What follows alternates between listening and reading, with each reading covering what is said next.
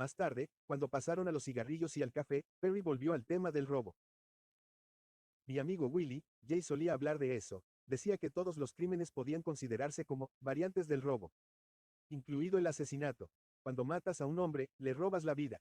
Lo que supongo me pone a mí entre los grandes ladrones. Fíjate, Don, yo los maté. Allí en la sala, Dewey hizo que pareciera como si yo estuviera mintiendo. A causa de la madre de Dick. Bueno, pues no. Dick me ayudó, sostenía la linterna y recogió los cartuchos. Y fue idea suya, eso sí. Pero Dick no disparó, no sería capaz de hacerlo. Aunque cuando se trata de atropellar a un perro viejo, es muy rápido. No sé por qué lo hice, frunció el ceño como si el problema fuera nuevo para él, una piedra preciosa recién desenterrada de sorprendente y desconocido color. No sé por qué, dijo como llevándola a la luz y haciéndola girar entre sus dedos para contemplarla desde distintos ángulos. Estaba furioso con Dick, el duro, el hombre de acero. Pero no se trataba de Dick, ni del miedo de ser descubierto. Yo quería correr la aventura. Y no era por nada que los Clutter hubieran hecho. No me habían hecho nada. Como otros que me han dado una perra vida. Quizás solo fuera que los Clutter tuvieron que pagar por todos. Sullivan, tratando de averiguar la profundidad de la contrición que atribuía a Perry, lo sondeó, ¿verdad que experimentaba un remordimiento suficientemente profundo como para desear el perdón y la misericordia de Dios? Perry dijo, que sí lo siento. Si es eso lo que quieres decir, no. No siento nada en absoluto. Y quisiera que no fuera así. Pero nada de aquello me causa preocupaciones. Media hora después, Dick me contaba chistes y yo me reía a carcajadas. Quizá no seamos humanos. Yo soy lo bastante humano como para sentir lástima de mí mismo. Me apena no poder largarme de aquí cuando tú te vayas. Pero nada más. Sullivan no podía dar crédito a actitud tan imparcial. Perry se confundía, estaba en un error. Era imposible que un hombre estuviera tan falto de conciencia o de compasión. Perry dijo, ¿por qué? Los militares no pierden el sueño. Asesinan y encima les dan medallas. Las buenas gentes de Kansas quieren matarme y algún verdugo estará encantado de hacer el trabajo. Matar es muy fácil, mucho más fácil que pasar un cheque falso. Recuerda una cosa, yo conocí a los Clutter durante una hora quizá.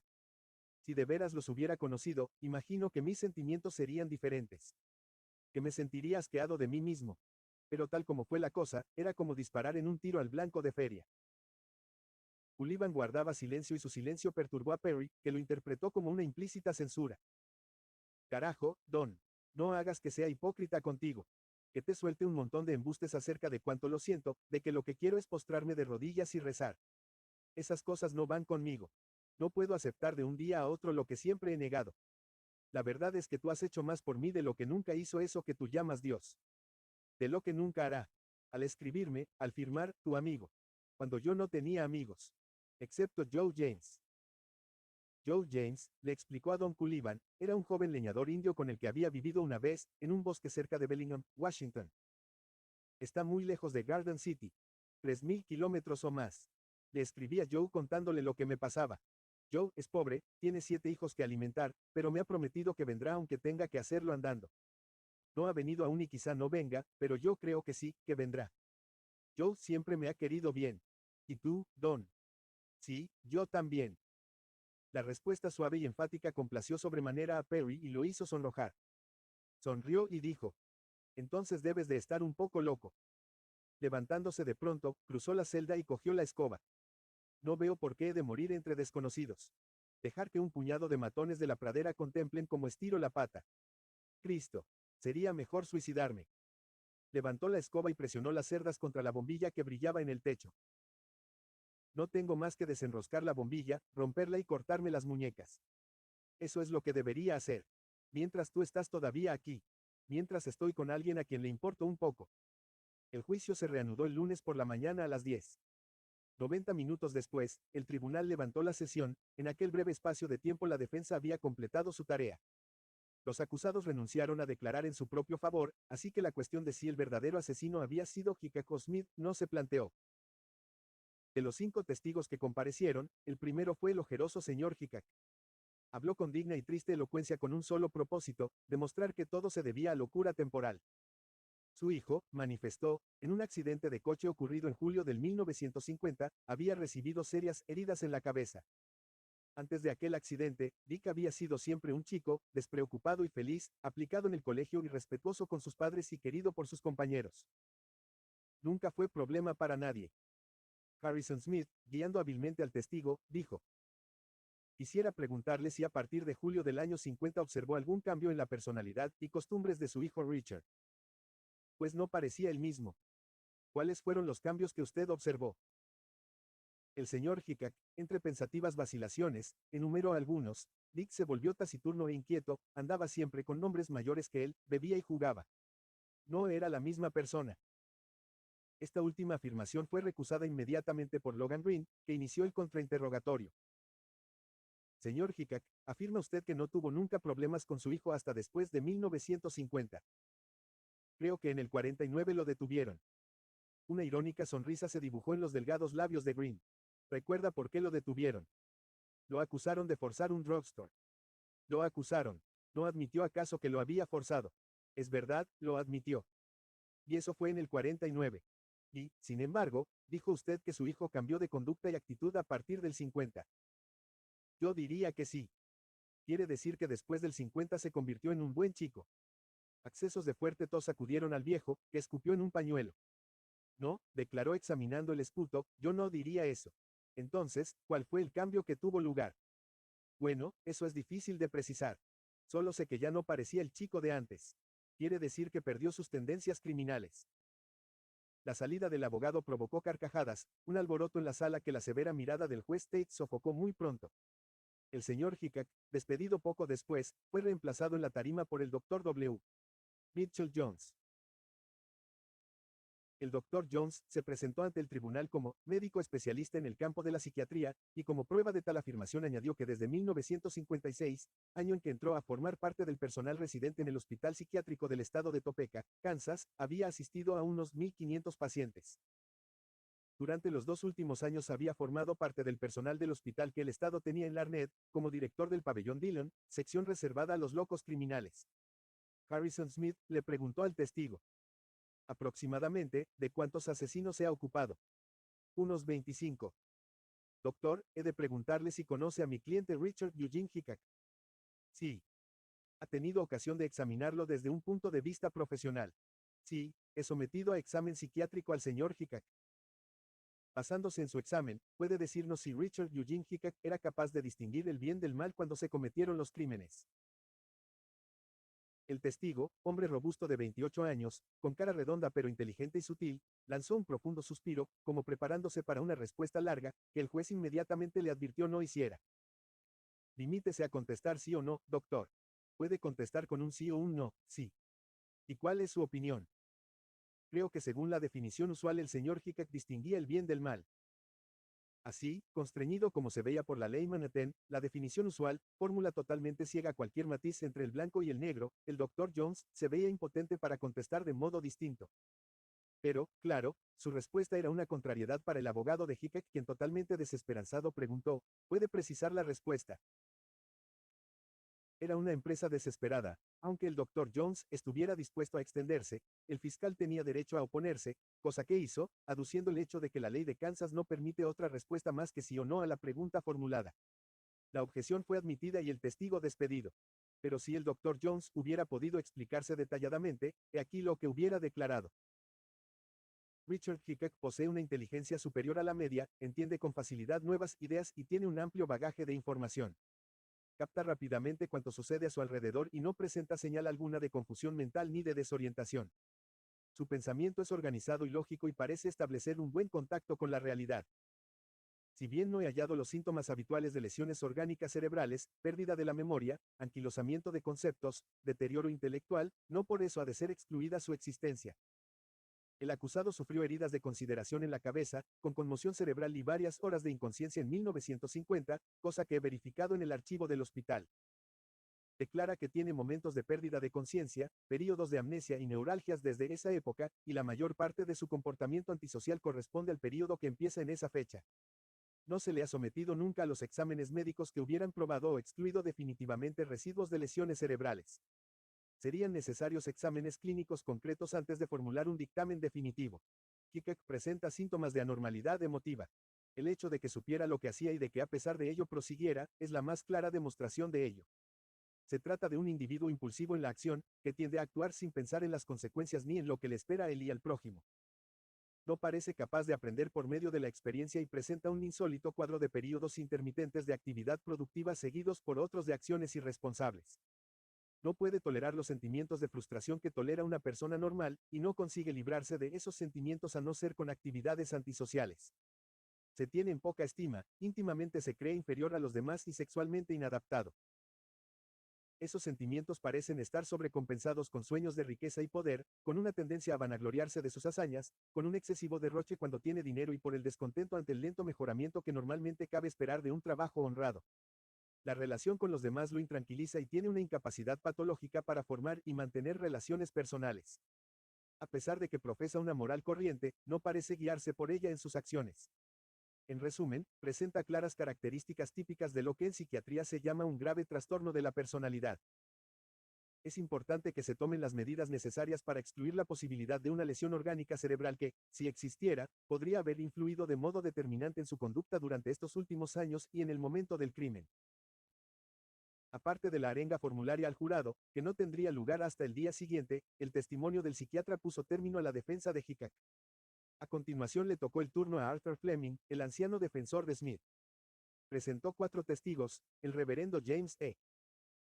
Post, capellán protestante de la penitenciaría del estado de Kansas; el indio amigo de Perry, Joe James, quien había llegado por fin aquella mañana en autobús después de haber viajado un día y 2 noches desde su casa de los bosques del lejano noroeste; Donald Sullivan y, otra vez, el Dr. Jones. A excepción de este último, todos se ofrecían como testigos de la personalidad del acusado, personas que iban a atribuirle al acusado algunas virtudes humanas. No consiguieron mucho, aunque cada uno hizo alguna observación favorable antes de que el fiscal protestara diciendo que comentarios personales de aquella índole no eran competentes, ni relevantes y carecían de valor, reduciéndolos al silencio. Por ejemplo, Joe James, pelo negro y piel quizá más oscura aún que la de Perry, figura elástica que, con su descolorida camisa de cazador y sus mocasines, parecía haber salido misteriosamente de las sombras de los bosques, dijo al tribunal que el acusado había vivido con él más de 2 años. Perry era un muchacho simpático, querido en toda la vecindad. Que yo sepa, no hizo nunca nada que no estuviera bien. El fiscal le interrumpió aquí y también interrumpió a Sullivan cuando dijo: en el tiempo en que tuve ocasión de tratarle, en el ejército, Perry fue siempre un muchacho muy simpático. El reverendo Post sobrevivió algo más porque no intentó alabar al acusado, sino que describió de modo benevolente su encuentro en Lansing. Conocí a Perry Smith cuando vino a mi despacho, en la capilla de la penitenciaría con un dibujo a pastel hecho por él, representando la cabeza y los hombros de Jesucristo. Quería regalármelo para la capilla. Desde entonces está en la pared de mi despacho. Fleming dijo: ¿tiene usted alguna fotografía de ese cuadro? El ministro tenía un sobre lleno, pero cuando la sacó evidentemente para distribuirlas entre los jurados, un Logan Green exasperado se puso en pie de un salto. Con el permiso de su señoría, creo que la cosa ha llegado demasiado lejos. Su señoría hizo que la cosa quedase allí. Entonces se requirió la presencia del Dr. Jones, y después de los preliminares que habían acompañado su primera declaración, Fleming le hizo la pregunta crucial. A partir de sus conversaciones y examen, ¿sabe usted si Perry Smith distinguía el bien del mal cuando tuvo lugar la ofensa que se discute en este juicio? Y una vez más, el tribunal advirtió al testigo: conteste sí o no. ¿Lo sabe usted? No. Entre murmullos de sorpresa, Fleming, sorprendido también, dijo: ¿puede explicar al jurado por qué no lo sabe? Green objetó: el hombre no lo sabe y basta. Lo que era cierto, legalmente hablando. Pero si al Dr. Jones le hubieran permitido explicar la causa de su indecisión, hubiera declarado: Perry Smith presenta síntomas indiscutibles de una grave enfermedad mental. Su infancia, que él me relató y que yo verifiqué con los informes del archivo de la penitenciaría, se caracterizó por la brutalidad e indiferencia de ambos progenitores. A lo que parece, ha crecido sin orientación, sin amor y sin asimilar nunca un sentido claro de los valores morales. Capta con hipersensibilidad todo lo que sucede a su alrededor y no presenta síntoma alguno de confusión. De inteligencia superior a la media, posee una buena cantidad de información, considerando la escasa educación recibida. En los rasgos de su personalidad, destacan 2 claramente patológicos. El primero es su paranoica orientación hacia el mundo externo. Es receloso y desconfiado, tiende a creer que los demás lo discriminan, que no son justos con él y que no lo comprenden. Hipersensible a las críticas, no puede soportar que se burlen de él. Capta inmediatamente el desprecio o la ofensa y con frecuencia interpreta mal palabras bien intencionadas. Siente que necesita amistad y comprensión, pero se resiste a confiar en los demás y cuando lo hace espera ser mal interpretado o incluso traicionado. Al valorar las intenciones y sentimientos de los demás, le es casi imposible separar la situación real de su propia proyección mental. Con mucha frecuencia agrupa a las personas considerándolas en masa hipócritas, hostiles y merecedoras de cualquier cosa que él pueda hacerles. Relacionado con este rasgo, aparece otro, una rabia, siempre presente, pero dominada, que se dispara fácilmente ante la menor sensación de ser engañado, despreciado o considerado inferior. En su mayor parte, los accesos de ira de su pasado se dirigieron contra símbolos de la autoridad, padre, hermano mayor, sargento, funcionario que le concedió libertad bajo palabra, y en varias ocasiones lo impulsaron a una conducta violentamente agresiva. Tanto él como las personas que frecuenta conocen esos ataques de ira que, según dice, le suben por dentro y el poco dominio que tiene sobre ellos. Esa rabia, cuando se vuelve contra sí mismo, le provoca ideas de suicidio. La desproporcionada fuerza de su ira y su incapacidad para dominarla o encauzarla, traducen una grave debilidad en la estructura de su personalidad. Además de estas características, el sujeto presenta débiles síntomas de desorden en sus procesos mentales. Tiene escasa capacidad de ordenar su pensamiento, no parece en condiciones de organizarlo o sintetizarlo, perdiéndose en detalles y algunos de sus razonamientos reflejan un contenido mágico, un desprecio de la realidad. Ha tenido pocos lazos emotivos profundos con otras personas y aún esos pocos no han podido sobrevivir a pequeñas crisis. Siente escasa consideración para con todo aquel que no forme parte de su reducido círculo de amigos y concede muy poco valor real a la vida humana. Su aislamiento emotivo y su indiferencia en ciertos campos es otra prueba de su anormalidad mental. Para un diagnóstico psiquiátrico exacto sería necesario un examen más profundo, pero la actual estructura de su personalidad se acerca mucho a una esquizofrenia paranoica. Es significativo que un veterano muy respetado de la psiquiatría legal, el Dr. Joseph Sutton de la clínica Menninger de Topeka, Kansas, después de tener una consulta con el Dr. Jones, confirmara su diagnóstico de Hickok y Smith. El Dr. Sutton, que posteriormente prestó detenida atención al caso, sugirió que si bien el crimen no hubiera ocurrido de no producirse una fricción entre los perpetradores, fue esencialmente obra de Perry Smith quien, en su opinión, representa un tipo de asesino que él describió en un artículo, Asesinato sin motivo aparente. Estudio sobre la desorganización de la personalidad. El artículo, aparecido en The American Journal of Psychiatry, julio de 1960, y escrito en colaboración con tres colegas, Carl Menninger, Erin Rosen y Martin Maiman, empieza por definir su tesis. Tratando de fijar la responsabilidad criminal de los asesinos, la ley intenta dividirlos, como hace con todo culpable, en cuerdos y locos. Se supone que el asesino es cuerdo cuando obra según motivos racionales comprensibles aunque condenables, y desequilibrado cuando actúa impulsado por motivos absurdos e irracionales. Cuando los motivos racionales son evidentes, por ejemplo, cuando alguien mata en provecho propio, o cuando los motivos irracionales aparecen acompañados de ilusiones o alucinaciones, por ejemplo, el enfermo paranoico que mata al imaginario perseguidor, el problema que se le presenta al psiquiatra es bastante sencillo.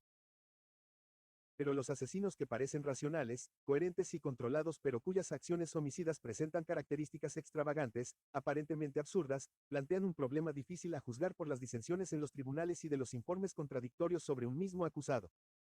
Nuestra tesis es que la psicopatología de tales asesinos forma, por lo menos, un síndrome específico que intentaremos describir. En general, tales individuos están predispuestos a graves fallos en su autodominio, lo que hace posible manifestaciones abiertas de primitiva violencia, nacida de precedentes y ahora inconscientes experiencias traumáticas. Los autores habían examinado, como parte del recurso de apelación, a 4 hombres condenados por homicidio sin motivo aparente. Todos ellos habían sido examinados antes de sus procesos y declarados, sin psicosis y cuerdos. 3 de ellos habían sido condenados a muerte y el cuarto cumplía una larga condena.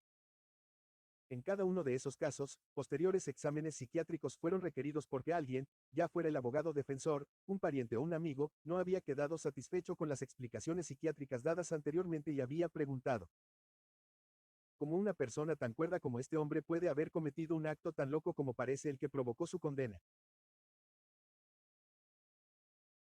Después de descubrir a los 4 criminales y sus crímenes, un soldado negro que mutiló e hizo pedazos a una prostituta, un obrero que estranguló a un chico de 14 años cuando éste rechazó sus proposiciones sexuales, un cabo del ejército que dio muerte a bastonazos a otro muchacho porque creyó que se burlaba de él y un empleado de hospital que ahogó a una niña de 9 años metiéndole la cabeza bajo el agua, los autores analizaban las analogías. Los mismos culpables se preguntan por qué han dado muerte a sus víctimas que les eran relativamente desconocidas y en cada caso el asesino parece sumido en un trance disociativo, en una especie de sueño del que despierta, para descubrir de pronto que está agrediendo a la víctima.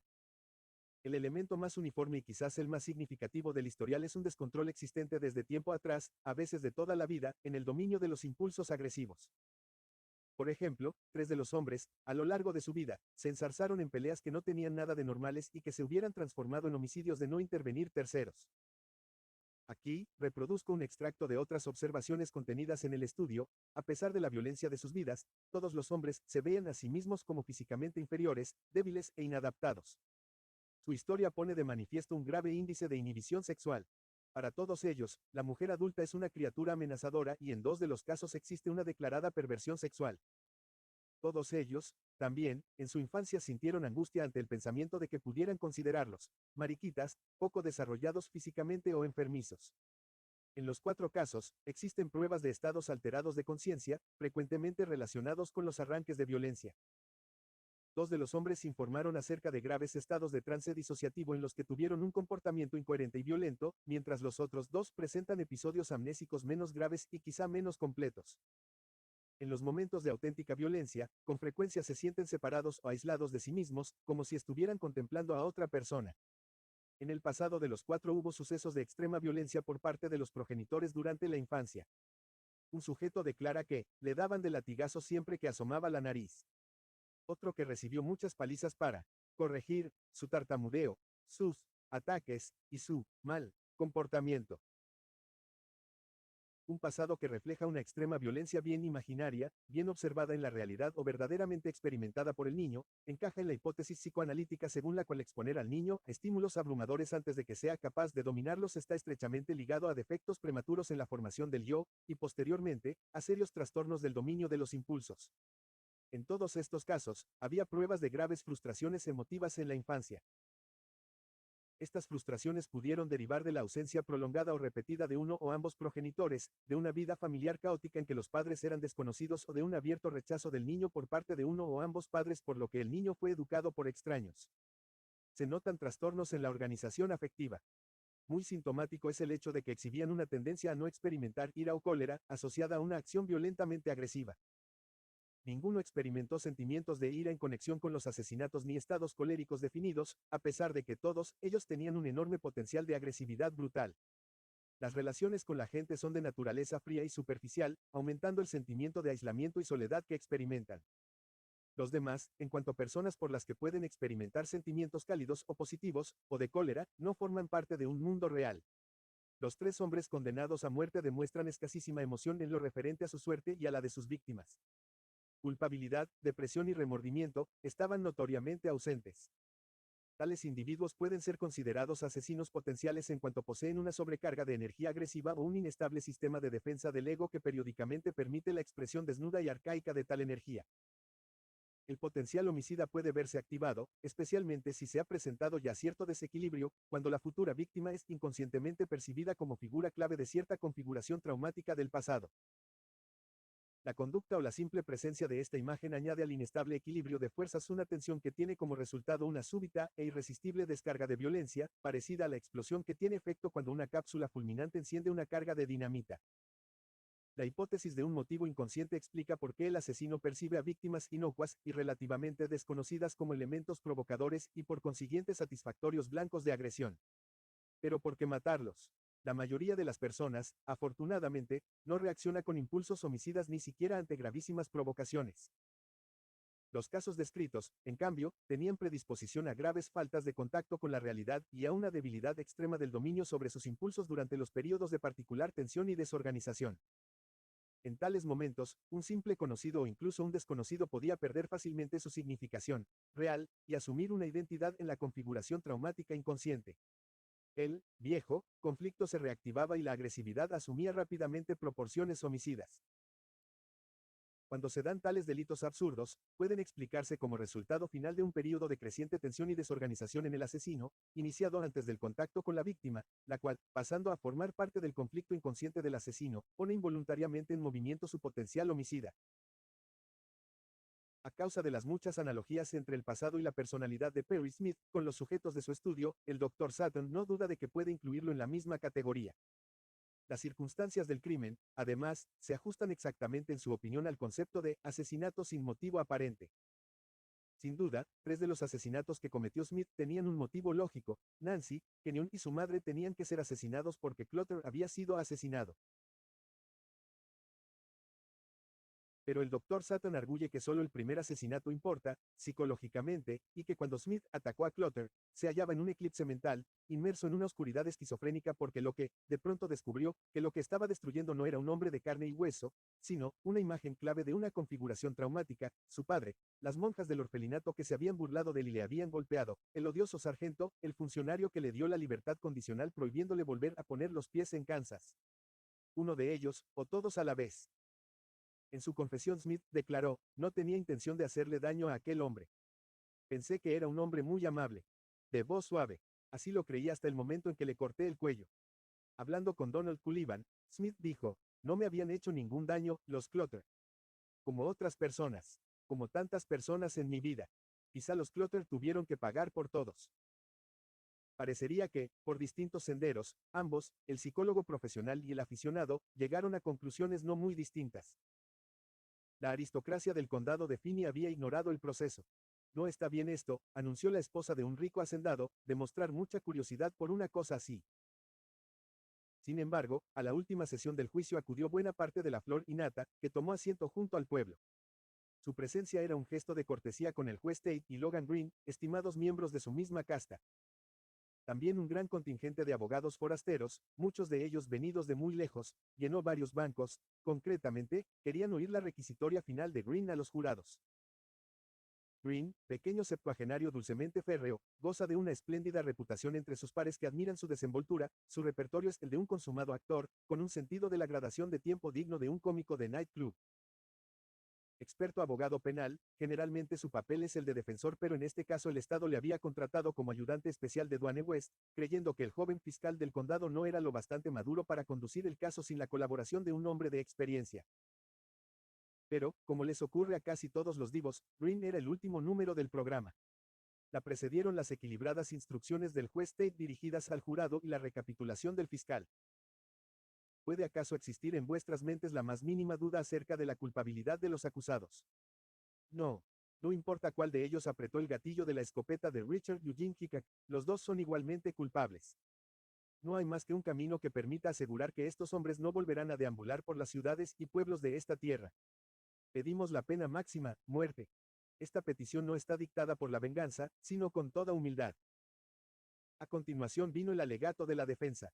El discurso de Fleming, que fue calificado por un periodista, lleno de trucos, pareció un manso sermón de iglesia. El hombre no es un animal. Tiene un cuerpo y un alma que vive eternamente. No creo que el hombre tenga derecho a destruir la casa, el templo donde mora el alma. Harrison Smith, aunque apeló también a los presuntos sentimientos cristianos del jurado, tomó como tema principal los males de la pena capital. Es una reliquia de la barbarie humana. La ley nos dice que tomar la vida de un hombre no es lícito, pero a continuación da ejemplo de lo contrario, cosa tan malvada como el crimen que trata de castigar. El Estado no tiene derecho a infligirla. No sirve de nada. No impide el crimen sino que abarata la vida humana y da lugar a nuevos delitos. Todo cuando pedimos es clemencia. Seguramente la cadena perpetua no es una gran merced. Green los despertó. Caballeros, dijo sin consultar ninguna anotación, acaban de escuchar 2 enérgicas demandas de clemencia en favor de los acusados. A mi parecer, es una suerte que estos admirables abogados, el señor Fleming y el señor Smith, no estuvieran en casa de los Clutter la noche de autos, una suerte que no estuvieran presentes suplicando clemencia para la familia sentenciada. Porque de estar allí, bueno, a la mañana siguiente hubiéramos hallado más de 4 cadáveres. De muchacho en el Kentucky que le vio nacer, a Green le llamaban Pinky, apodo que debía a su piel pecosa. Y ahora, contoneándose ante el jurado, la tensión de su tarea le calentaba el rostro salpicándolo de manchas rosadas. No es mi intención iniciar un debate teológico, pero supuse que la defensa emplearía la Biblia como argumento contra la pena de muerte. Oyeron citar la Biblia, pero yo sé leerla también, abrió un libro del Antiguo Testamento. Y aquí unas pocas cosas que el texto sagrado dice al respecto. En el Éxodo, capítulo 20, versículo 13, tenemos uno de los 10 mandamientos, no matarás. Se refiere a matar ilegalmente. Así debe de ser porque en el capítulo siguiente, versículo 12, el castigo por desobedecer aquel mandamiento dice, el que agrediera a un hombre causándole la muerte, será sentenciado a muerte sin remisión. Ahora bien, el señor Fleming querría hacernos creer que eso cambió con la venida de Cristo. No es así, puesto que dice Jesucristo, no creáis que haya venido a destruir la ley ni a los profetas, no vine a destruir, sino a colmar. Y para terminar, Green hojeaba la Biblia y pareció cerrarla accidentalmente, ante lo cual, los dignatarios legales forasteros sonrieron dándose codazos, porque era aquel un viejísimo truco, el abogado que leyendo las sagradas escrituras hace como si perdiera el punto de la cita y luego dice, como hacía ahora Green. No importa, creo que lo sé de memoria. Génesis, capítulo 9, versículo 6. Aquel que vertiera sangre de hombre, verá su propia sangre vertida por los hombres. Pero, siguió Green, no veo que se pueda ganar nada discutiendo sobre la Biblia. Nuestro Estado dispone que la pena impuesta por asesinato en primer grado sea cadena perpetua o muerte en la horca. Esa es la ley. Ustedes, caballeros, están aquí para hacer que esa ley se cumpla. Y si alguna vez hubo un caso en que la máxima pena estuviera justificada, es este. Fueron unos asesinatos extraños y feroces. 4 de sus conciudadanos fueron asesinados como puercos en su posilga. ¿Y cuál fue la razón? Ni la venganza, ni el odio, el dinero. Dinero. Fue la fría y calculada pesada de tantas onzas de plata contra tantas onzas de sangre. ¿Y qué baratas costaron aquellas vidas? Un lote de $40. A $10 la vida. Giró sobre sí mismo y señaló alternativamente con el dedo de Hickok y a Smith, se presentaron armados de una escopeta y un puñal. Fueron allí para robar y matar. Su voz tembló, se quebró, falló como estrangulada por la intensidad de su desprecio por aquellos acusados que mascaban chicle con aire desenvuelto. Volviéndose hacia el jurado, preguntó con voz ronca. ¿Qué van a hacer? ¿Qué van a hacer con esos hombres que atan a un hombre de pies y manos, le abren la garganta y le vuelan los sesos? Condenarlos a la mínima pena. Y esa no es más que una de las acusaciones. ¿Qué me dicen de Kenyon Clotter, un muchacho con toda la vida por delante, atado contemplando impotente la lucha moral de su padre? O de la pequeña Nancy Clotter, que oye los disparos y sabe que ahora llega su turno. Nancy que suplicó por su vida, no lo hagan. Oh, por favor, no lo hagan. Se lo ruego. Se lo ruego. Qué agonía. Qué indecible tortura. Y aún queda la madre, atada y amordazada, teniendo que escuchar cómo su esposo y sus hijos adorados morían uno a uno. Oyendo todo hasta que los asesinos, los acusados que tienen ante ustedes, entraron en su cuarto y, enfocándole con la linterna en la cara, destruyeron, con el último disparo, una familia entera. Green hizo una pausa y tocó distraídamente un divieso que tenía en la nuca, inflamación llamadura que con la ira del momento parecía pronta a reventar. Así, caballeros, ¿qué van a hacer? Condenarles a la mínima pena. Enviarlos otra vez a la penitenciaría y correr el riesgo de que se escapen o les concedan libertad bajo palabra. La próxima vez que asesinen, puede que sea a alguien de su propia familia. Lo digo, solemnemente contempló al jurado con una mirada que los abarcaba a todos y a todos desafiaba, porque algunos de los más espantosos crímenes solo ocurren porque a veces un grupo de jurados cobardes se negó a cumplir con su deber. Y ahora, caballeros, lo dejo a ustedes y a sus conciencias. Se sentó. West les susurró. Ha estado magistral, señor. Pero algunos se mostraban menos entusiastas y después que el jurado se retiró a discutir el veredicto, uno de ellos, un periodista de Oklahoma, tuvo un agrio intercambio de palabras con otro periodista, Richard Parr, del Star de Kansas City. Al de Oklahoma, el discurso de Green le había parecido fanático y brutal. Decía la verdad, contestó Parr, la verdad puede ser brutal. Si me permites la frase. Pero no tenía por qué pegar tan duro. Es injusto. ¿Qué es injusto? El proceso entero. Esos chicos no tienen ninguna posibilidad. Buena posibilidad le dieron a Nancy Clotter. Perry Smith. Santo Dios. Ha tenido una vida tan perra.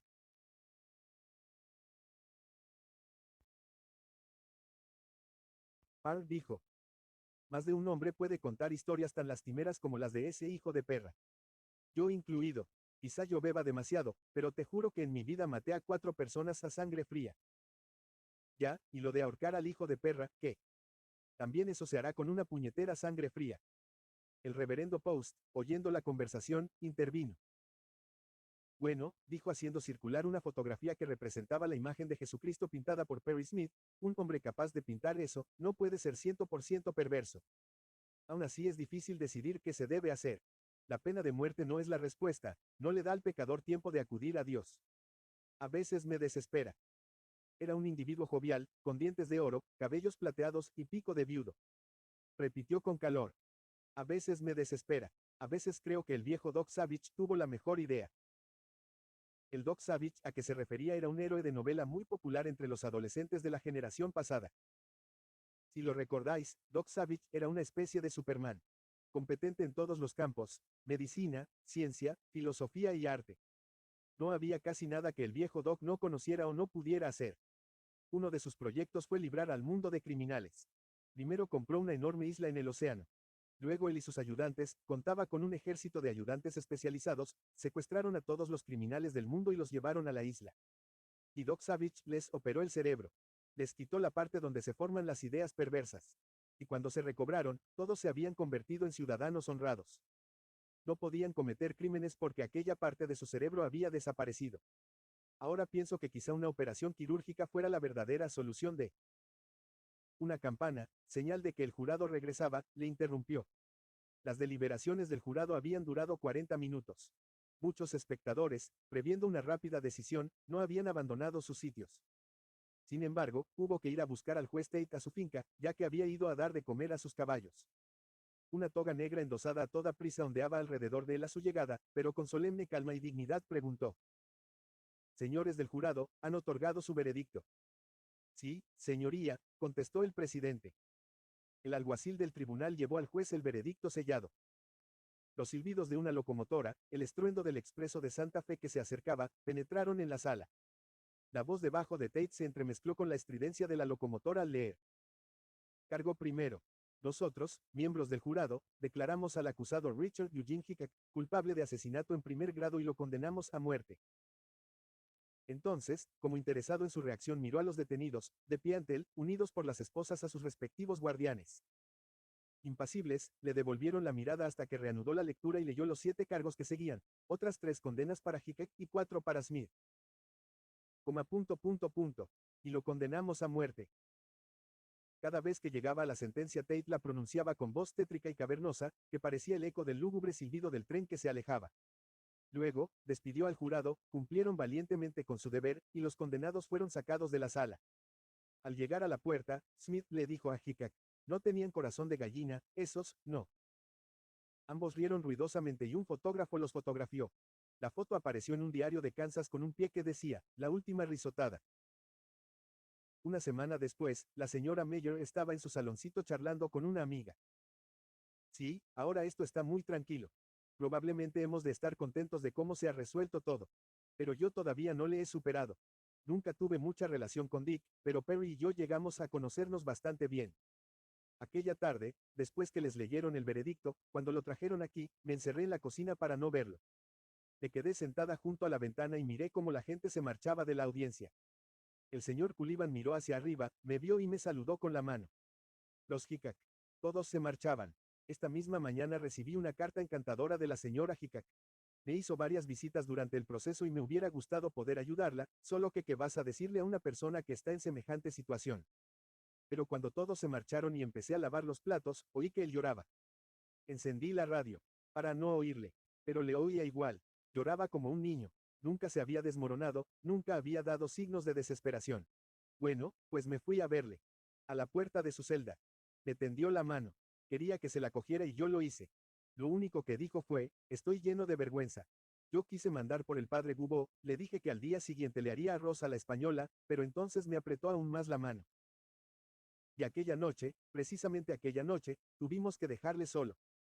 Wendell y yo casi nunca salimos, pero teníamos un compromiso desde hacía tiempo y Wendell pensó que no debíamos faltar. Pero siempre me arrepentiré de haberlo dejado solo. Al día siguiente le hice arroz. No quiso ni tocarlo, ni hablarme siquiera. Odiaba al mundo entero. Pero la mañana que los hombres vinieron para llevárselo a la penitenciaría, me dio las gracias y una fotografía suya. Una foto Kodak de cuando tenía 16 años. Me dijo que era como quería que yo le recordara, como el muchacho de la foto. Lo peor fue decir adiós, sabiendo a dónde iba y lo que le esperaba. Esa ardilla que tenía, seguro que echa de menos a Perry. Sigue viniendo a la celda en su busca. He intentado darle de comer pero no quiere saber nada conmigo. Solo quería a Perry. Las prisiones juegan un papel muy importante en la economía de Leavenworth County, Kansas. Las 2 penitenciarías del estado, una para cada sexo, se hallan allí. y también la mayor prisión federal, Leavenworth, así como la más importante prisión militar de todo el país, Fort Leavenworth, lúgubres cuarteles disciplinarios del ejército y de la aviación de los Estados Unidos. Si todos esos reclusos quedaran en libertad, juntos podrían poblar una pequeña ciudad. La más antigua de las prisiones es la penitenciaría masculina del estado de Kansas, un palacete blanco y negro coronado de torres, cuya presencia caracteriza una ciudad rural que sin ella sería del montón, Lansing. Construida durante la Guerra Civil, recibió su primer residente en 1864. Hoy en día los presos son unos 2.000. El actual alcaide Sherman H. Ross lleva un registro en el que anota diariamente el total subdividiéndoles por razas, por ejemplo, blancos 1405, negros 360, mexicanos 12, indios 6. Sea cual fuere su raza, cada recluso es ciudadano de un pueblo de piedra que existe en el interior de los muros de la cárcel, guardados por ametralladoras. 5 hectáreas grises de calles de cemento, bloques de celdas y talleres. En la zona sur del recinto de la penitenciaría se alza un pequeño y curioso edificio de 2 pisos y forma de ataúd. Este edificio, llamado oficialmente Edificio de Segregación y Aislamiento, constituye una prisión dentro de la prisión. Entre los presos, la planta baja es conocida por el hoyo, lugar donde son encerrados los prisioneros difíciles, los provocadores de desórdenes. Al piso de arriba se llega por una escalera de caracol de hierro, el piso de arriba es la hilera de las celdas de la muerte. La primera vez que los asesinos de los Clutter ascendieron por aquella escalera fue una lluviosa tarde de abril. Llegados a Lansing después de un viaje de 8 horas en coche a través de los 600 kilómetros que los separan de Garden City, los recién llegados fueron desnudados, duchados, rapados casi al cero y provistos de vastos uniformes de drill y zapatillas de fieltro, calzado habitual de los presos en las prisiones americanas. Luego, una escolta armada los condujo en el crepúsculo lluvioso hacia el edificio en forma de ataúd, los hizo subir a prisa por la escalera de caracol hasta 2 de las 12 celdas que, una al lado de otra, constituyen la hilera de la muerte de Lansing. Las celdas son todas idénticas. Todas miden 2 metros por 3 y no tienen otro mobiliario que una cama, un retrete, un lavabo y una bombilla en el techo que no se apaga ni de día ni de noche. Las ventanas de la celda son muy estrechas y no solo tienen barrotes, sino que están cerradas por una fina red de alambre, negra como un velo de viuda. De modo que los rostros de los condenados a muerte pueden ser apenas entrevistos por el que pase por delante. Desde dentro todo lo que se alcanza a ver es un solar vacío y sucio que en verano hace las veces de campo de béisbol, más allá del solar, una sección del muro de la prisión y por encima de todo ello se divisa un trozo de cielo. La pared es de piedra tosca y las palomas anidan en sus grietas. Una puerta de hierro oxidada, inserta en la parte de muro visible para los ocupantes de la hilera, pone en fuga a las palomas con el consiguiente estrépito de alas cada vez que se abre, pues los goznes chirrían muy desagradablemente. La puerta da a un cavernoso almacén donde, aun en los días más calurosos, el aire es húmedo y frío. Varias cosas se guardan allí, piezas de hierro que los detenidos emplean para fabricar placas de coche, trastos viejos, maquinaria antigua, atavíos de béisbol. Y también una horca de madera sin pintar que huele vagamente a pino. Esa es la cámara de ejecuciones del Estado. Cuando a un hombre lo llevan a ella para ser ahorcado, los prisioneros dicen que se fue al rincón o también que hizo una visita al almacén. Según la sentencia del tribunal, Smith y Hickok tenían que visitar el almacén 6 semanas después de la condena, un minuto después de la medianoche del viernes 13 de mayo de 1960. La pena de muerte fue abolida en el estado de Kansas en 1907. En 1935, debido a un desenfrenado recrudecimiento y proliferación de criminales profesionales, Alvin, Old Creepy, Carpis, Charles, Pretty Boy, Floyd, Clyde Barrow y su amante asesina Bonnie Parker, los legisladores del estado votaron para que fuese restaurada. Sin embargo, hasta 1944 ningún verdugo tuvo ocasión de ejercer su oficio. En los 10 años siguientes solo tuvo 9 ocasiones más.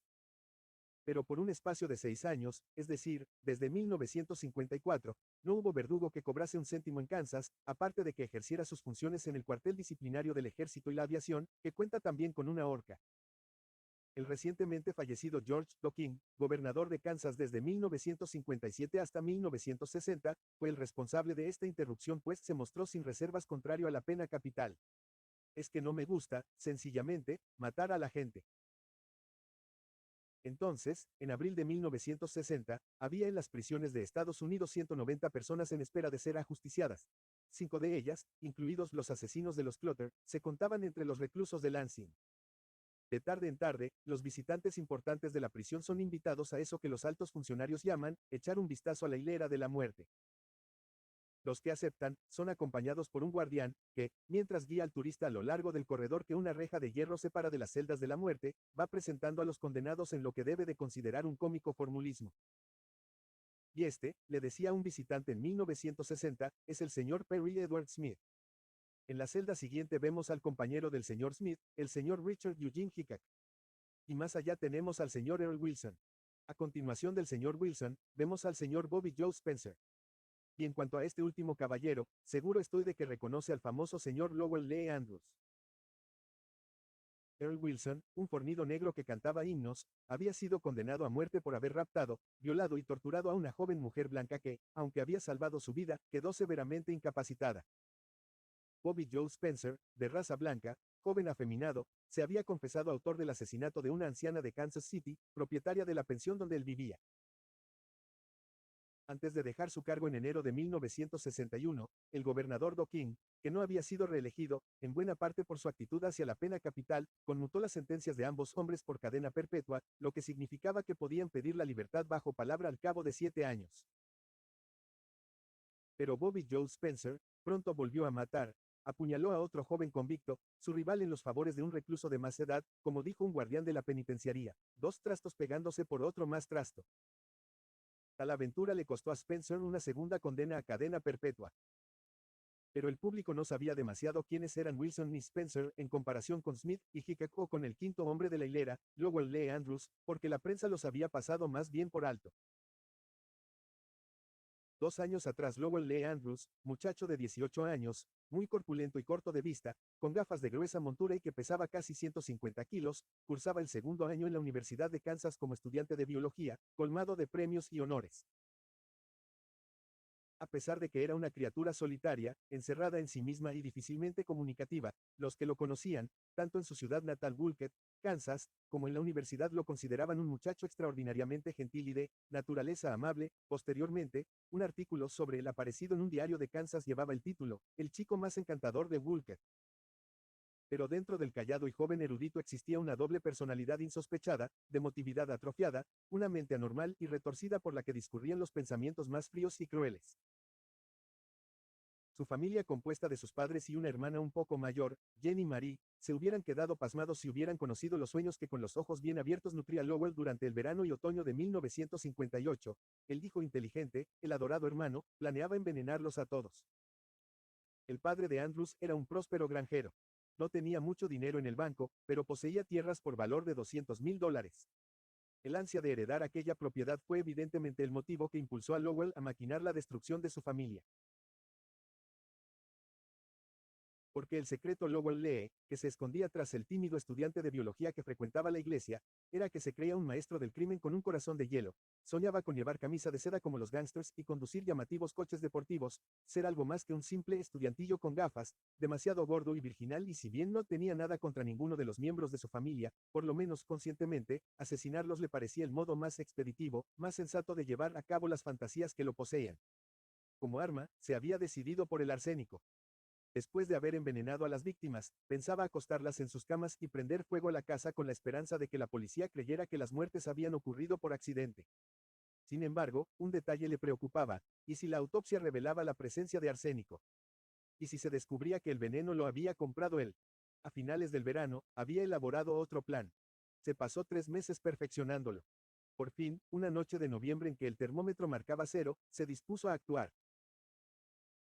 Era la semana de Acción de Gracias, y luego el Lee pasaba en casa esas cortas vacaciones universitarias, así como Jenny Marie, muchacha inteligente pero poco atractiva que estudiaba en la Universidad de Oklahoma.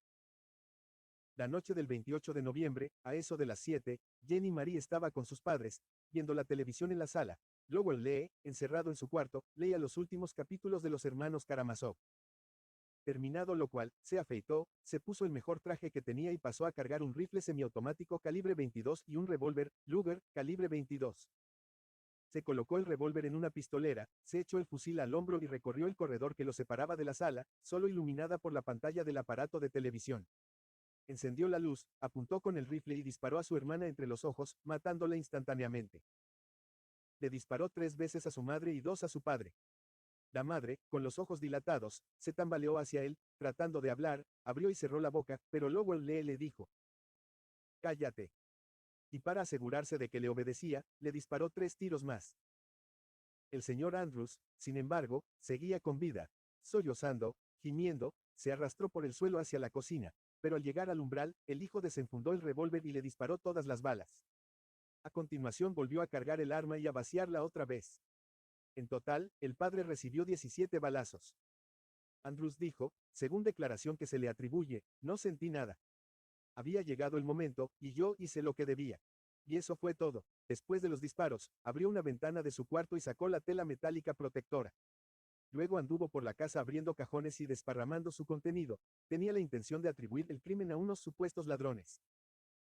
A continuación, al volante del coche de su padre, recorrió 60 kilómetros por carreteras resbaladizas de nieve hasta Lawrence, ciudad donde se encuentra la Universidad de Kansas.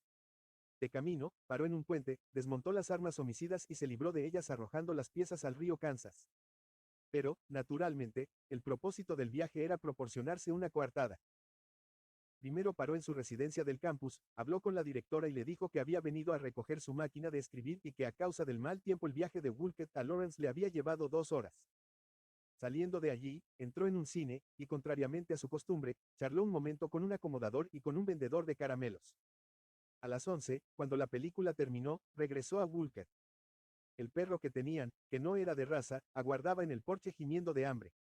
Lowell Lee, entrando en la casa y pasando por encima del cadáver de su padre, le preparó un tazón de leche caliente y gachas. Luego, mientras el perro comía, telefoneó al despacho del sheriff, y dijo: Le llamo Lowell Lee Andrews. Vivo en el 6040 de Woolcott Drive, y quiero denunciar un robo. 4 agentes de la patrulla del sheriff de Wyandotte County se presentaron. Uno de ellos, el agente Myers, describe así la escena. Bueno, era la 1 de la madrugada cuando llegamos allí. Todas las luces de la casa estaban encendidas.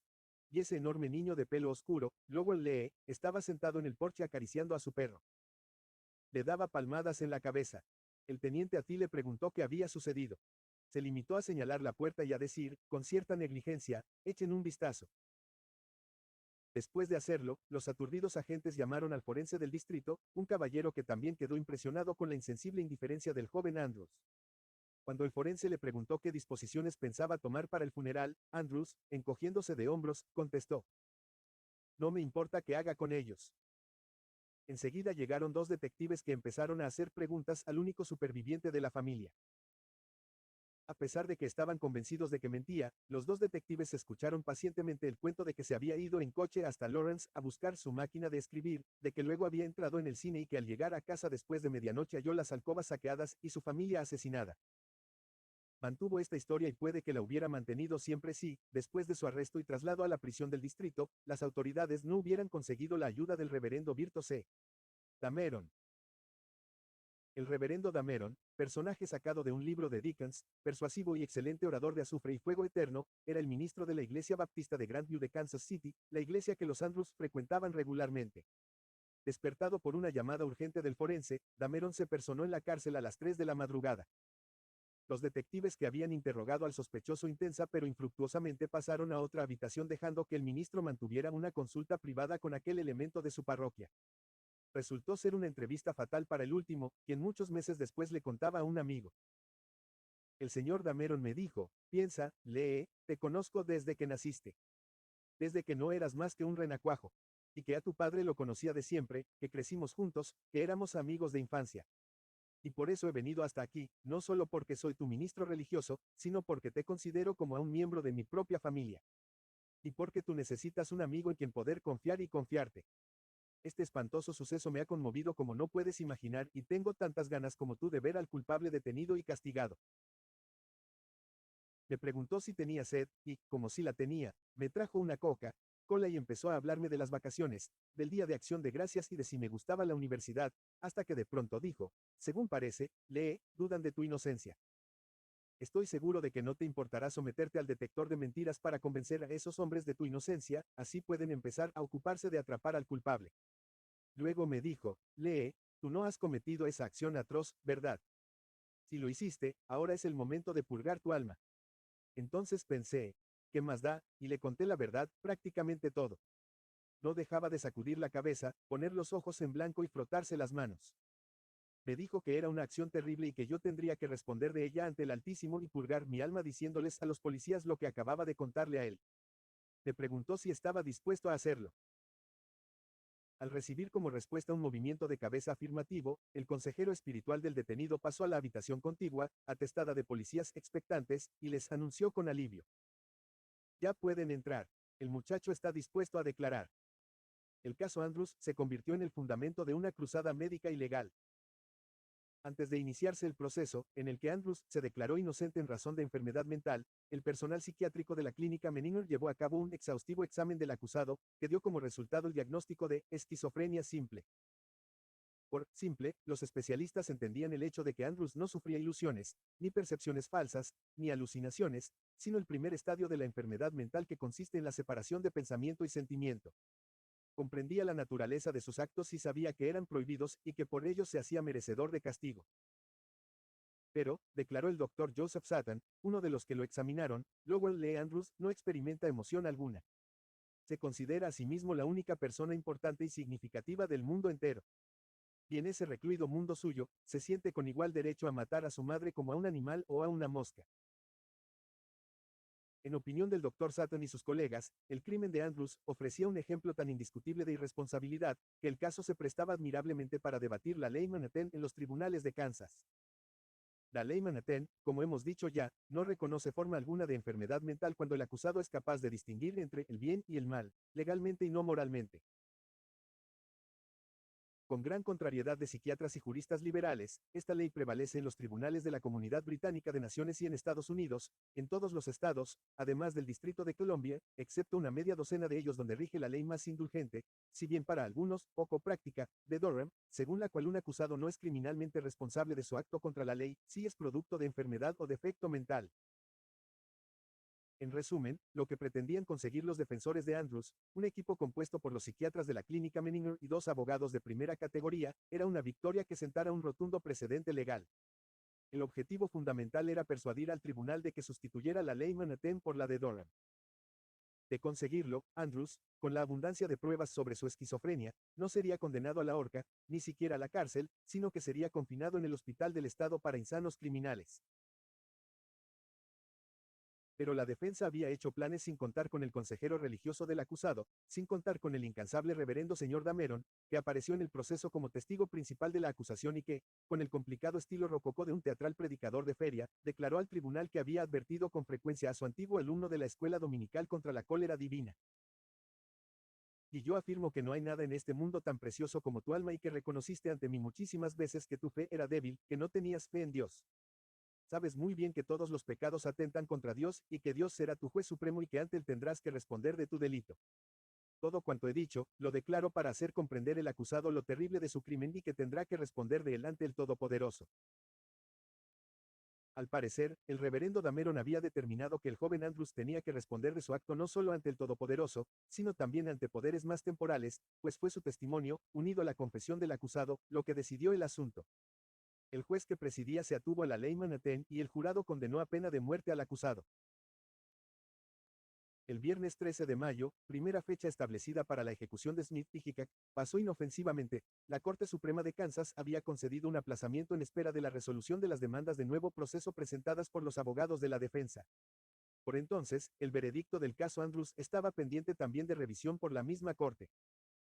La celda de Perry era contigua a la de Dick. Aunque invisibles el uno para el otro, podían conversar con toda facilidad. Sin embargo, Perry raramente se dirigía a Dick y no porque hubiera una clara animosidad entre ellos, tras el intercambio de unos cuantos reproches mutuos, su amistad se había convertido en recíproca tolerancia, la aceptación de dos hermanos siameses incompatibles pero impotentes, sino porque a Perry, receloso como siempre, cauto y precavido, no le gustaba que los guardianes y los demás presos se enteraran de sus asuntos personales, especialmente Andrews o Andy como le llamaban en la hilera. El culto acento de Andrews, su inteligencia cultivada y salida de universidad eran anatema para Perry que, aunque no había pasado de tercer grado, se creía mucho más instruido que la gente que solía tratar, que disfrutaba corrigiendo, especialmente en gramática y pronunciación. Pero de improviso se había tropezado con alguien, un chaval, que le corregía a él de continuo. Era de extrañar que se abstuviese de abrir la boca. Mejor tener la boca cerrada que aguantar que un mocoso universitario le mantuviera a raya. No diga sin interesado. cuando lo que quieres decir es desinteresado. Andrews lo decía bien, sin malicia, pero Perry hubiera querido poder freírlo en aceite hirviendo y aunque jamás hubiese admitido tal cosa, ni dejado adivinar a nadie la razón, después de uno de esos humillantes incidentes, permaneció enfurruñado en su asiento, dándose por no enterado de la comida que le servían 3 veces al día. A principios de junio, se abstuvo completamente de comer. Le dijo a Dick, quédate ahí esperando la cuerda. Yo no. Y a partir de aquel momento se negó a tocar comida y agua y a decir una palabra a nadie. El ayuno duró 5 días antes de que el guardián lo tomase en serio. Al sexto día, ordenó que Perry fuera trasladado al hospital de la prisión, pero la medida no alteró la decisión de Perry. Cuando intentaron hacerle comer a la fuerza, peleó para que no lo consiguieran, movía la cabeza y cerraba las mandíbulas hasta tenerlas tan rígidas como herraduras.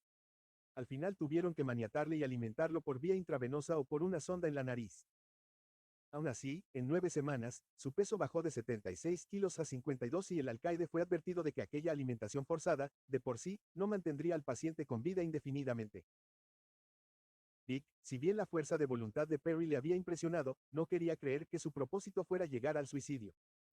Incluso cuando le comunicaron que Perry había entrado en coma, le dijo a Andrews, del que se había hecho muy amigo, que aquel antiguo cómplice suyo pretendía valerse de un truco. Solo quiere que lo tomen por loco. Andrews, devorador compulsivo, había llenado un cuaderno de ilustraciones de comestibles, desde un pastel de fresa a un cerdo asado, dijo. Quizá lo esté. Matarse de hambre así. No quiere más que salir de aquí. Hace teatro. Para que digan que está loco y lo pongan en el manicomio. A Dick le encantaba repetir con frecuencia la respuesta de Andrews porque le parecía una clara muestra del divertido modo de pensar del muchacho, de aquella autosatisfacción del que vive en las nubes. Bueno, según parece, añadió Andrews, a mí, desde luego, me parece un sistema un poco drástico. Matarse de hambre, porque al fin y al cabo, todos saldremos de aquí. O caminando o llevados dentro de un ataúd. A mí igual me da andar o que me lleven. Al final siempre acaba por ser lo mismo. Dick le dijo. Lo que tienes de malo, Andy, es que no sientes respeto alguno por la vida humana. Ni por la tuya. Andrews asintió. Y, añadió, voy a decirte algo más. Si llego a salir de aquí vivo, quiero decir fuera de estas paredes, quizá nunca sepa nadie a dónde se ha ido Andy, pero te juro que sí sabrán por dónde pasó. Durante todo el verano, Perry flotó entre un estado de adormilado sopor y un sueño enfermizo y afiebrado. Oía voces en su cabeza, una que persistentemente le preguntaba, ¿dónde está Jesús? ¿Dónde? Y un día se despertó gritando. El pájaro es Jesús. El pájaro es Jesús. Aquella antigua fantasía suya, aquel deseo de actuar en escenarios como Perry O. Parsons, el hombre orquesta, volvió a su cabeza en forma de sueño recurrente. El centro geográfico del sueño era un nightclub de Las Vegas donde, con un sombrero de copa blanco y un smoking blanco también, actuaba en un proscenio iluminado por los focos, tocando por turnos armónica, guitarra, banjo y tambor a la vez que cantaba You Are My Sunshine 27 y bailaba zapateado en un breve tramo de escalones dorados. En la cima de ellos, sobre una plataforma, se inclinaba a saludar. No había aplausos, ni uno solo y, sin embargo, miles de clientes se habían reunido en el vasto, lujoso local, extraño público, casi todos hombres y casi todos negros. Mientras los contemplaba, sudando, el artista comprendía por fin el significado de su silencio, dándose cuenta al cabo de que no eran más que fantasmas, los espíritus de aquellos que habían sido legalmente aniquilados en la horca, en la cámara de gas, en la silla eléctrica. En el mismo instante comprendía también que él se hallaba allí para reunirse con ellos, que aquellos escalones dorados conducían al patíbulo, que la plataforma que lo sostenía se estaba abriendo bajo sus pies. El sombrero de copa rodaba por tierra. Orinando, defecando, Perry O. Parsons entraba en la eternidad. Una tarde, sustrayéndose a un sueño, se despertó y encontró al alcaide de pie junto a su cama. Este le dijo. Por lo que parece tenías una pesadilla, ¿no?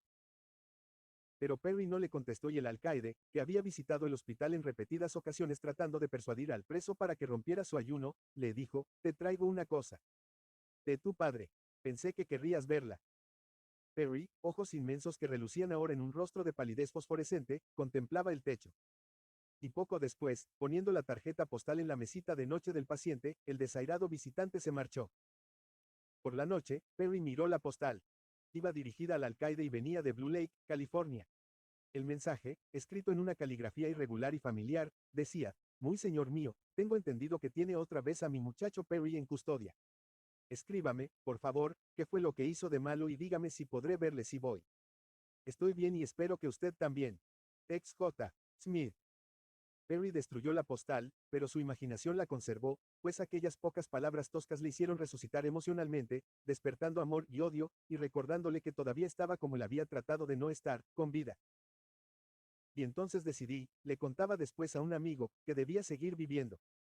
Si alguien quería mi vida, no iba a obtener más ayuda de mi parte. Tendrían que luchar para llevársela. Al día siguiente pidió un vaso de leche, el primer alimento que aceptaba voluntariamente en 14 semanas. Poco a poco, con una dieta a base de yemas de huevo y zumo de naranja, fue ganando peso. En octubre, el médico de la prisión, Dr. Robert Moore, lo consideró suficientemente fortalecido como para ser reintegrado a la hilera. Cuando llegó, Dick se rió y le dijo: Bienvenido a casa, Encanto. Pasaron 2 años. La partida de Wilson y Spencer dejó a Smith, Hickok y Andrews solos en la hilera, con las luces siempre encendidas y las ventanas veladas. Los privilegios concedidos a los prisioneros ordinarios, a ellos les estaban vedados, ni radios, ni cartas, ni siquiera un rato de ejercicio.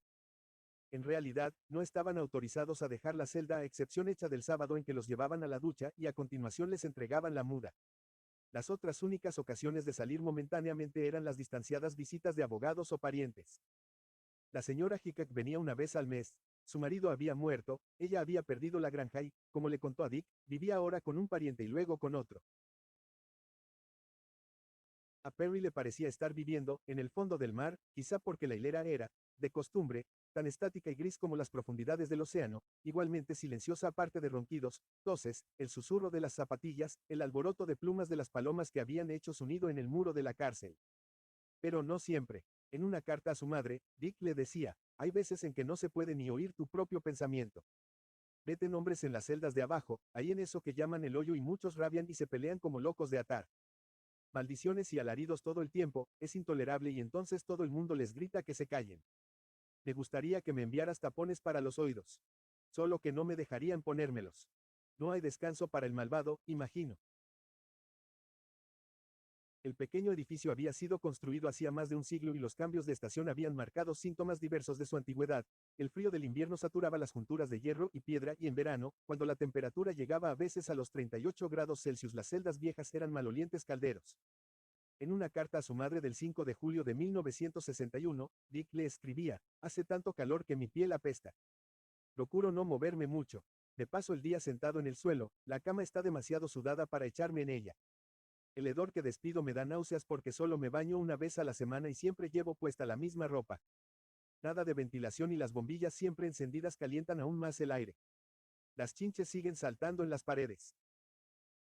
A diferencia de los presos normales, los condenados a muerte no están sujetos a la rutina de un trabajo. Pueden hacer de su tiempo lo que quieren, dormir el día entero como Perry solía. Me imagino que soy un bebé pequeñín que no puede tener los ojos abiertos, o, como Andrews, leer toda la noche. Andrews se tragaba por término medio de 15 a 20 libros a la semana, lo mismo libracos que Belles, Lettres, 28, y le gustaba la poesía, especialmente Robert Frost, y admiraba también a Whitman, Emily Dickinson y los poemas cómicos de Ogden Nash. Aunque su insaciable sed de literatura pronto agotó las estanterías de la biblioteca de la prisión, el capellán del penal y otras personas que se compadecían de Andrews le enviaban continuamente paquetes de libros de la biblioteca pública de Kansas City. Dick era también un ratón de biblioteca, pero su interés se centraba solo en dos temas: el sexo según lo tratan las novelas de Harold Robbins. Irving Wallace le prestó uno a Perry y este se lo devolvió con una notita indignada: degenerada inmundicia para degeneradas mentes inmundas. Y textos legales. Todos los días se pasaba horas enteras hojeando libros de derecho, recopilando datos que esperaba le ayudaran a conmutar su condena. También, persiguiendo el mismo fin, envió montones de cartas a organizaciones tales como American Civil Liberties Union y Kansas State Bar Association, 29, cartas atacando su juicio, al que calificaba de parodia de proceso y apremiando a los destinatarios a que le ayudaran a obtener un nuevo juicio. Convenció a Perry de que hiciera a su vez peticiones por el estilo, pero cuando Dick le sugirió a Andy que siguiera su ejemplo y escribiera protestas en su propio favor, Andrews contestó: de mi cuello me ocupo yo, y tú ocúpate del tuyo. En verdad no era el cuello la parte del cuerpo que a Dick preocupaba mayormente. En otra de las cartas dirigidas a su madre, escribía: el pelo se me cae a montones. Me pone frenético. Nadie en nuestra familia fue calvo, que yo recuerde, y me pone frenético pensar que voy a ser un horrible viejo calvo. Los dos guardianes que hacían el turno de noche en la hilera, al entrar en su trabajo una noche de otoño de 1961, llevaron noticias. Vaya, anunció uno de ellos, parece, chicos, que vais a tener compañía. El significado de la frase era clarísimo para el público a quien iba dirigida. Los dos soldados jóvenes que habían sido procesados por el asesinato de un obrero de ferrocarriles de Kansas habían sido condenados a la pena máxima. Sí, señores, añadió el guardián confirmándolo, les han dado pena de muerte. Dick comentó. Pues claro, es muy popular en Kansas. Los jurados la dan como si repartieran caramelos a los chavales. Uno de los soldados, George Ronald York, tenía 18 años y su compañero, James Douglas Latham, un año más. Ambos eran extraordinariamente bien parecidos, lo que explicaba el enjambre de jovencitas que había acudido al proceso. A pesar de haber sido condenados por un solo asesinato, se les atribuían 7 víctimas, en una especie de juerga que se corrieron pasando de un estado a otro. Ronnie York, rubio y de ojos azules, nació y se educó en Florida donde su padre era un famoso y bien remunerado buceador submarino. Los York llevaban una confortable y grata vida de familia y Ronnie, amado con exceso alabado por sus padres y por una hermana que lo idolatraba, era el adorado centro de ella. El pasado de Latham había que situarlo en el extremo opuesto, tan solitario y sombrío como el de Perry Smith. Nacido en Texas, era el menor de los hijos de unos prolíficos padres, sin dinero, que vivían en continua pelea y que cuando acabaron por separarse dejaron que la prole se las compusiera por su cuenta, despreciada, perdida y dispersada como manojos de hierba que el viento lleva. A los 17 años, necesitado de refugio, Latham se alistó en el ejército. 2 años después fue declarado prófugo por ausentarse sin licencia y arrestado en las celdas de castigo de Fort Hood, Texas.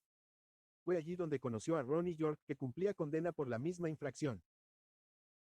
Aunque eran muy distintos, incluso físicamente, York alto y flemático, mientras el tejano era un hombre bajo con oscuros ojos de zorra que animaban un rostro pequeño, ladino y compacto, descubrieron que por lo menos compartían una firme opinión: el mundo era odioso y todos sus habitantes estarían mejor muertos.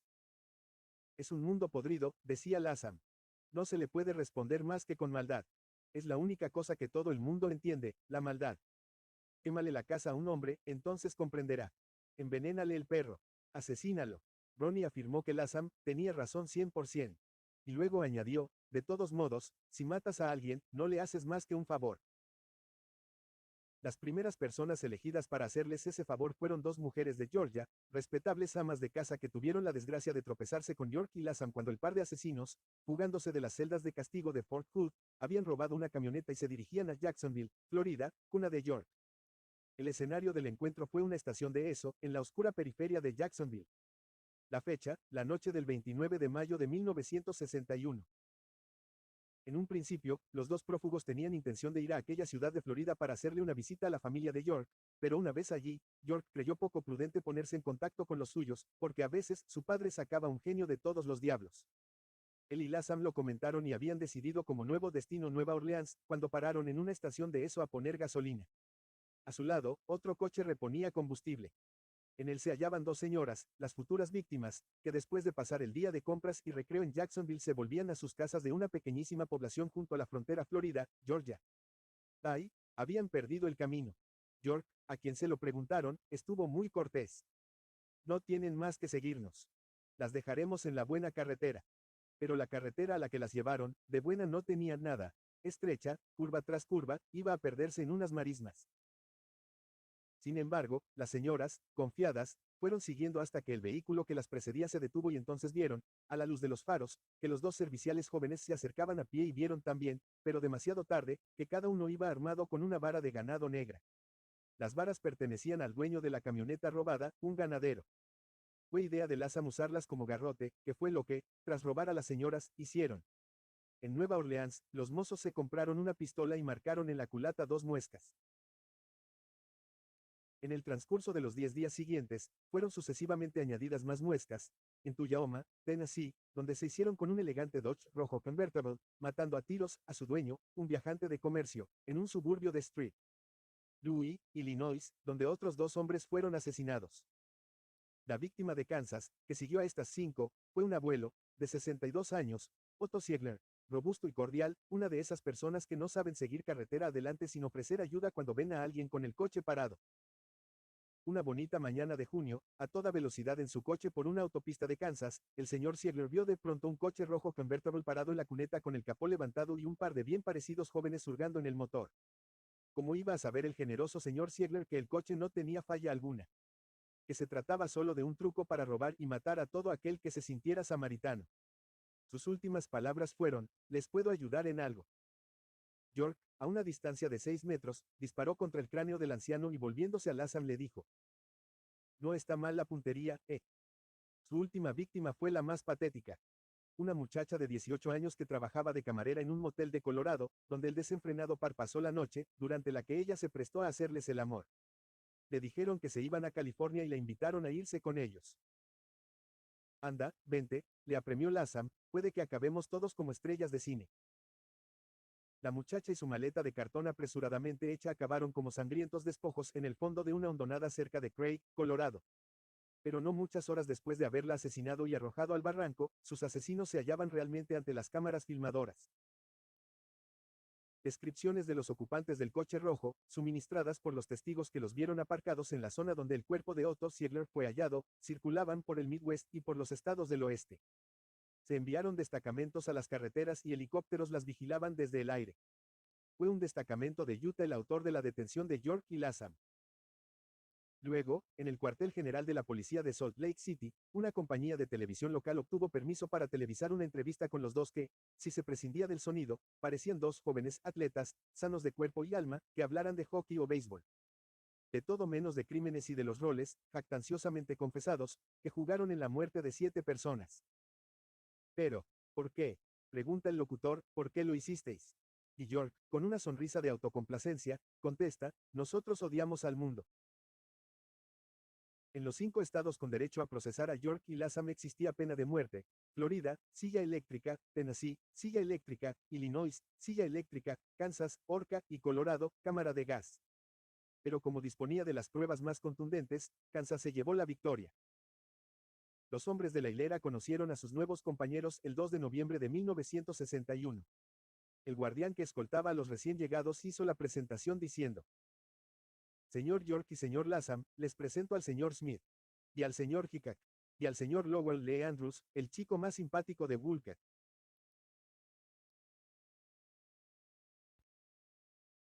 Cuando el cortejo hubo pasado, Hickok oyó que Andrews ahogaba una risa y le preguntó: «¿Qué tiene de divertido ese hijo de puta?». «Nada», contestó Andrews. «Pensaba, si contamos los 3 míos, vuestros 4 y sus 7, hacen 14 entre nosotros 5. Así que 14 divididos entre 5 son 14 divididos entre 4, corrigió secamente Hickok. Aquí solo hay 4 asesinos y un falso culpable. Yo no soy un maldito asesino. Nunca le toqué ni un pelo de la cabeza a nadie». Hickok seguía escribiendo cartas protestando de su condena y al fin una de ellas dio fruto. El destinatario, Everett Stearman, presidente del Comité de Asistencia Legal de la Asociación de Abogados del Estado de Kansas, se preocupó de los alegatos del remitente, que insistía en que ni él ni su compañero tuvieron un proceso como correspondía. Según Hickok, la atmósfera hostil de Garden City había hecho imposible la designación de un jurado imparcial y por ello debía garantizarse otro lugar para la elección de jurado. En cuanto a los jurados elegidos entonces, por lo menos 2 habían demostrado claramente su prejuicio de culpabilidad en el voir dire. Preguntado sobre su opinión sobre la pena de muerte, uno de ellos declaró que en principio se hubiera pronunciado en contra, pero que en este caso no. Desgraciadamente el voir dire no había sido registrado porque la ley de Kansas no lo requiere así, a menos que se exija en una demanda. Muchos de los jurados, además, conocían bien a las víctimas. Y también el juez. El juez Tate era amigo íntimo del señor Clotter. Pero los peores dardos de Hickok iban dirigidos contra los 2 abogados defensores, Arthur Fleming y Harrison Smith, cuya incompetencia e impropiedad eran el motivo principal de la actual situación del remitente, pues a los acusados no se les había suministrado ni ofrecido verdadera defensa y esa falta de interés se sobreentendía como deliberada. Un acto de confabulación entre la defensa y el fiscal. Eran afirmaciones graves que ponían en duda la integridad de 2 abogados respetables y de un distinguido juez de distrito, y aunque solo fueran ciertas en parte, bastarían para establecer que los derechos constitucionales de los acusados no habían sido respetados. Solicitada por el señor Stearman, la Asociación de Abogados emprendió una acción sin precedentes en la historia legal de Kansas. Un joven abogado de Wichita, Russell Schultz, fue designado para que llevara a cabo la investigación de los cargos y, si las pruebas lo justificaban, declarase la invalidez de la condena mediante requerimiento de habeas corpus a la Corte Suprema de Kansas que había confirmado el veredicto recientemente. Al parecer, la investigación de Schultz fue algo unilateral ya que consistió en poco más que un coloquio con Smith y Hickok, del que el ambicioso abogado salió con declaraciones para una campaña de prensa. La pregunta es esta: ¿tienen los acusados pobres, claramente culpables, derecho a una defensa completa? No creo que el estado de Kansas se viera muy afectado ni por mucho tiempo con la muerte de estos acusados. Pero no creo que pudiera nunca recobrarse de la muerte de un proceso en regla. Schultz compiló su petición de habeas corpus y la Corte Suprema de Kansas designó a uno de sus jueces retirados, el honorable Walter G. Thiele, para que dirigiera una encuesta exhaustiva. Así fue como pasaron casi 2 años, desde el proceso, hasta que toda la galería de protagonistas se reunió de nuevo en la audiencia de Garden City. Los únicos importantes ausentes fueron los antiguos acusados. En su lugar estaban el juez Tate, el anciano señor Fleming y Harrison Smith, cuyas carreras se hallaban en peligro, no a causa de las afirmaciones de los acusados en sí, sino por el aparente crédito que la asociación de abogados les otorgaba.